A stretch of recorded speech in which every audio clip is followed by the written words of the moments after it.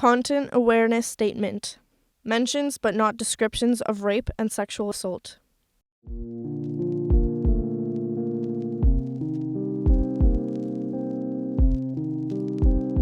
When it comes to flirting and sex, it is important to know when and how to say no. You have the right to choose what happens with your sexuality and with your body, because they belong to you. This includes saying no to anything that makes you uncomfortable or that you don't welcome, want, or desire, whether that is refusing a compliment or a sexual advance. If you feel uncomfortable, you can never be wrong for saying no. Most people are socialized to feel guilty for saying no. We are socialized to apologize for taking care of ourselves and asserting boundaries like this. It is important to realize that no apologies are necessary when someone isn't respecting your right to choose what happens with your sexuality and with your body. Relationships don't take away your ability to say no. You don't owe anyone anything, even if you are in a relationship. A healthy relationship honors both people's boundaries and desires and makes both people feel seen, heard, and treated with dignity.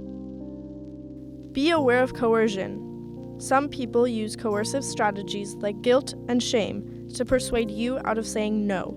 And remember, coerced consent does not count. Something like, if you trust me as your friend, you would do blank with me, is an example of someone exploiting the trust in a relationship and guilting you in order to get what they want. There are many ways to say no. They are called refusal skills. We are here to detail a few suggestions for how to say no. A straightforward and clear no or stop will get your message across most clearly. If someone is not listening to you, you can make an excuse, interrupt the dynamic, and get out of the situation.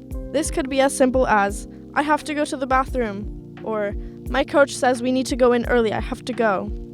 Escalating or intensifying your tone and or word choice to assert your boundary when you are not being listened to. Try going from stop to stop, or add something like, I'm serious.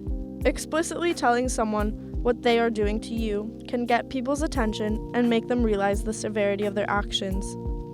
Phrases you can use are, you are harassing me right now. This is assault. Or, if you continue, you will be raping me. None of these skills are a guarantee, but they will increase the chances of managing what is going on. Remember, you always have the right to say no, and there is no need to apologize for taking care of yourself and setting boundaries.